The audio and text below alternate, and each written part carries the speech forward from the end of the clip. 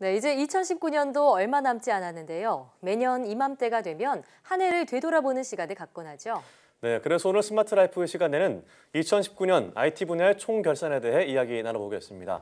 IT 칼럼니스트 이효은 씨와 함께합니다. 네, 안녕하세요. 안녕하세요. 네, 시간이 정말 빠른 것 같아요. 저만 빠른 건 아니죠. 맞아요. 네. 훅 지나갔어요. 2019년이 정말 얼마 남지 않았는데 정말 IT 업계도 다사다난했던 것 같습니다. 주요 이슈 어떤 게 있을까요?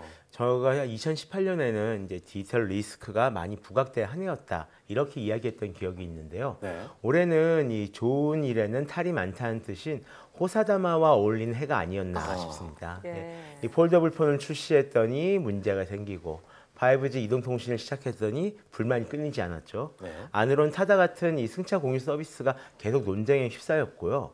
바깥으론 미, 중 무역 전쟁이 남긴 풍파와 이 일본의 경제 보복으로 어려움을 겪기도 했습니다. 예. 하지만 한편으로는 디지털 구독 서비스가 안착을 했고요. 스마트 웨어러블 기기를 비롯해 기존에 선보인 여러 가지 기술들이 조금씩 어떻게 정착하는 그런 모습을 보이기도 했는데요. 네.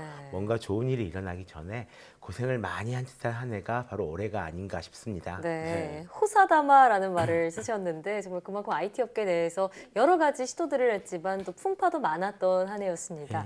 자, 올해 가장 큰 이슈 하면 저는 폴더블 스마트폰이 떠오르는데요. 그렇습니다. 지난 2월 안에 이제 안으로 접는 갤럭시 폴드와 바깥쪽으로 접는 메이트 X 실제 제품 공개되면서 큰 화제를 불러일으켰습니다. 네. 하지만 4월에 출시 전 리뷰용으로 배포된 이 갤럭시 폴드에서 여러 가지 문제가 발견되면서 이 판매 일정을 연기할 수밖에 없는 그런 상황이었는데요. 이 사건을 보고 놀랐는지 메이트 X도 명확한 설명 없이 정식 출시를 연기를 했습니다. 네. 이 때문에 폴더블 스마트폰은 이제 아직 시기상조다 하는 이런 이야기고 좀 많이 나왔었죠. 네, 폴더블 폰은 뭐 우려의 목소리가 컸지만 갤럭시 폴드 같은 경우에는 100만 대 이상 팔렸다고 하기도 하고요. 네. 이슈가 된 건 분명한 것 같아요. 원래 이게 실제로 문제를 해결하고 나오기까지 한 6개월 이상 좀 걸릴 거다라고 생각을 했는데 네. 예상보다는 조금 빠르게 9월에 재출시가 이루어졌습니다. 출시 후에도 이 내구성에 대한 논란은 여전히 좀 있는 편인데요. 그래도 나올 때마다 매진을 기록하는 등 일단 반응은 좋은 편입니다. 예. 메이트 X 같은 경우도 이 11월에 중국에서 출시가 됐는데요. 이쪽도 반응은 좋다라고 하긴 하는데 화웨이 측에서 메이트 X를 출시하기 전부터 영하 5도 이하의 환경에서는 메이트 X의 화면을 구부리지 말아야 한다라고 명시를 하는 바람에요. 예. 이 접었다 폈다 하는 디스플레이 특성상 이 온도차에 따라 어떤 내부 물성 변화가 발생하거나 결함으로 이어질 수 있다라는 거죠. 네. 근데 현지 언론을 비롯해서 화웨이 직원마저 좀 미성숙한 기술에 성급한 출시다라는 비판 제기하면서 논란이 좀 크게 일어났던 적이 있습니다. 그래도 개인적으로는 그동안 이 스마트폰 디자인 변화가 굉장히 적었던 만큼 이런 변화가 굉장히 반가운데요. 내년에는 더 나아진 폴더블 스마트폰을 만나보고 싶습니다. 네, 자, 또 올해 또 다른 화두 하면은 5세대 이동통신 5G를 빼놓을 수가 없습니다. 네. 지난 4월이었죠. 우리나라가 세계 최초로 5G 예. 이동통신을 상용화했잖아요. 그렇습니다. 정말 갑작스럽게 갑자기 앞당겨서 세계 최초 5G 상용화를 시작을 했는데요. 예. 전파는 2018년 말에 이미 쐈는데 실제로 스마트폰 개통이 이루어진 것이 2019년 4월 3일 밤이었습니다. 원래 이게 미국에서 네. 새치기를 하려고 하니까 저희가 먼저 갑작스럽게? 해버린 건데요. 예. 네. 빠르게 상용화를 한 건 좋은데 평가는 좀 많이 엇갈린 편입니다. 이 비판하는 쪽에서는 준비도 안 된 상태에서 했다. 실내에서 잘 안 터진다. 지금은 반쪽짜리 5G다. 이런 비판을 하고 있는데요. 솔직히 말하자면 틀린 비판은 아니라고 예, 일리 있는 생각합니다. 지적이죠. 네, 그렇죠. 기대가 컸던 것만큼 문제점이 있어서 실망한 분들 많았을 네. 것 같은데 그래도 이 세계 최초로 상용화를 했다는 점은 뭐 분명히 의미 있는 것은 맞는 것 같아요. 예, 그렇습니다. 지금까지 한 기지국은 8만 국 정도를 이미 구축을 해놨고요. 이 한국통신사업자 연합회에 따르면 한 11월 말 기준으로 봤을 때 가입자가 433만 명 정도까지 늘었습니다. 네. 전 세계 5G 이동통신 이용자 셋 중에 한 명은 한국 사람이라는 건데요.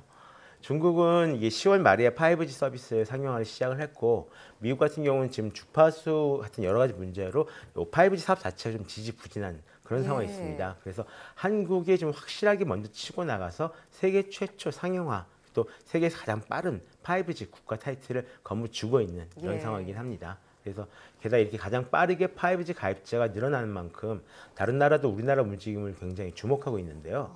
사실 LTE까지는 이동통신망과 스마트폰을 우리나라가 이제 제공을 했지만 이 통신 장비나 콘텐츠는 외국 회사들이 거의 점령하고 있었거든요. 예. 그래서 이 5G 시대에는 이런 상황을 얼마나 벗어날 수 있을지 좀 기대를 좀 해보고 있습니다. 네. 2021년서부터는 세계 5G 이용자가 갑자기 이렇게 휙 늘어날 거다 이런 전망이 나오고 있는 만큼 지금 잘 준비를 해둔다면 그때 좀 좋은 결과를 거둘 수 있지 않을까요? 네, 선두주자가 될 거라 기대가 되는데 최근에도 소방청이나 병원 등과 함께 응급의료 체계 전반에 5G 기술을 도입하는 그런 서비스도 개발 중이라고 하더라고요. 네, 그렇습니다. 자, 이처럼 5G 기술을 좀 살린 그런 킬러 콘텐츠들 계속해서 나왔으면 하는 바람입니다. 자, 그런가 하면 요즘 IT 업계의 뜨거운 감자는 이 모빌리티 플랫폼 타다를 둘러싼 논란이 아닌가 네, 싶어요. 그렇죠. 최근 국회 국토에서 이 타다 금지법으로 불리는 이 여객 자동차 운수 사업법 개정안이 통과되면서 논란이 더 커지고 있는 상황인데요. 예. 혁신의 상징이다, 아니다, 기존 생태계를 파괴하는 무임승차자다라는 의견이 좀 많이 충돌을 하고 있습니다. 우리 사회가 어떤 새로운 기술이나 서비스를 어떤 방식으로 어떤 속도로 수용할 수 있을지를 가늠해 볼 수 있는 그런 시간이 좀 될 듯합니다. 네. 네, 개정안이 통과됐지만 앞으로 논란은 계속될 것 같다는 생각이 드는데요. 자, 그런가 하면 IT 분야의 한 부분이 아닌 산업 전체에 영향을 끼치는 사건도 있었죠. 그렇습니다. 이 워낙에 산업이 커지다 보니까 외풍에 흔들린 경우가 굉장히 많아지고 있는데요. 네. 일단 미중 무역 분쟁이 일정 부분 영향을 끼치고 있습니다. 이건 전체 시장에 영향을 끼치는 그런 부분이라면 지난 7월 시작된 한일 무역 분쟁 같은 경우에는 한국 IT 산업 전체에 영향을 끼쳤다라고 할 수 있겠죠. 정치적 갈등이 심화하다 보니까 일본에서 한국으로 수출되는 이 반도체와 디스플레이 제품 생산에 사용되는 소재를 제한하겠다라고 나선 건데요. 네. 아직 이 문제는 풀리지가 좀 않고 있습니다. 예, 물론 아직도 문제가 해결되지 않고 있고 큰 우려를 낳은 부분이긴 하지만 또 한편으로는 우리나라 소재 부품 장비 분야에 좀 자생력을 기르는 계기가 되지 않았나 이런 생각도 드는데요. 네, 맞습니다. 이 출 당시만 해도 이제 기억하시겠지만 굉장히 저희가 불안감에 많이 좀 떨었었거든요. 예. 그래서 이런 조치가 국내 기업들에게 좀 큰 타격을 줄 것이다라고 예상을 했었는데요. 하지만 관련 기업들이 해당 품목의 어떤 수입선 다변화와 불확실성 대비에 힘을 썼고요. 국내 관련 업체와의 거리가 좀 크게 확대된 이런 면이 있습니다. 예. 요즘같이 좀 요동치는 정세에서 공급 회사를 한 회사에 의지한 일이 얼마나 위험한지를 오래 깨닫게 되는 그런 일이었다라고 할 수 있을 것 같은데요. 맞습니다. 소재 국산화를 강하게 추진할 수 있는 원동력이 됐다는 게 이번 사건의 가장 좋은 점이라면 좋은 점이라고 할 수 있을 것 같습니다. 네. 네, 이제 뭐 한일 수출 규제 해결을 위해서 본격적인 협의가 이루어질 것이다 이런 얘기가 그렇죠. 있는데요. 자, 양국의 원만한 합의가 이루어졌으면 하는 바람이 있고 또 올해 IT 분야가 좀 전체적으로 어두웠다고 볼 수 있지만 긍정적이 있는 점이 있다면 어떤 게 있을까요? 좀 긍정적이라기보다는 좀 부드럽게 잘 진행되고 있는 분야가 있겠죠. 일단 이 콘텐츠 플랫폼 같은 경우는 굉장히 격변기에 접어들었다라고 볼 수가 있을 것 같은데요. 한국에선 이 SKT가 운영하던 스트리밍 동영상 서비스 옥수수와 지상파 방송국이 운영하던 푹이 합쳐져서 웨이브라는 서비스를 출범시켰습니다. 네. 또 미국에선 디즈니사에서 만든 디즈니 플러스라는 서비스와 이 애플에서 만든 애플 TV 플러스라는 서비스가 운영을 시작을 했는데요. 스트리밍 시장 규모가 이 영화 시장 규모보다 커지면서 이미 예상된 일이다라고 생각을 하고 있긴 합니다. 예. 앞으로는 케이블 TV나 지상파를 수신하지 않고 모든 영상을 이렇게 인터넷으로만 보는 사람이 점점 늘어날 것 같은데요. 여기에는 올해부터 크게 성장하고 있는 구독형 디지털 서비스 모델도 좀 한몫하고 있다라고 보입니다. 예. 이전까지는 솔직히 개별 콘텐츠별로 하나하나씩 좀 사는 그런 모델이었잖아요. 네. 근데 이게 이제는 음악 스트리밍 서비스처럼 죄다 월 정액으로 가고 예. 있습니다. 이제 아직까지 볼 수 있는 콘텐츠가 좀 제한되기는 하지만 책도 그렇고요, 영화, 음악, 심지어 이제 콘솔 게임까지 한 달에 일정 금액만 내면 원하는 콘텐츠를 마음껏 볼 수 있으니까 훨씬 편하게 이용할 수가 있는 거죠. 네. 이런 추세는 당분간 쭉 좀 계속될 것 같습니다.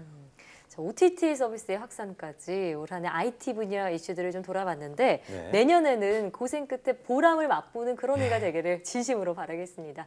오늘 말씀 잘 들었습니다. 네, 고맙습니다.